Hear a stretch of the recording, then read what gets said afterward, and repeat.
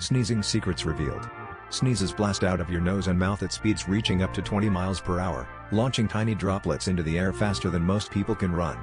But here's something even stranger: no matter how hard you try, it's almost impossible to sneeze with your eyes open. This involuntary reflex is a built-in safety feature of the human body.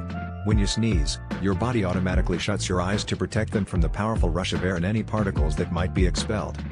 Scientists believe this response is hardwired into our nervous system as a way to shield our eyes from potential irritants or germs that could be released during a sneeze.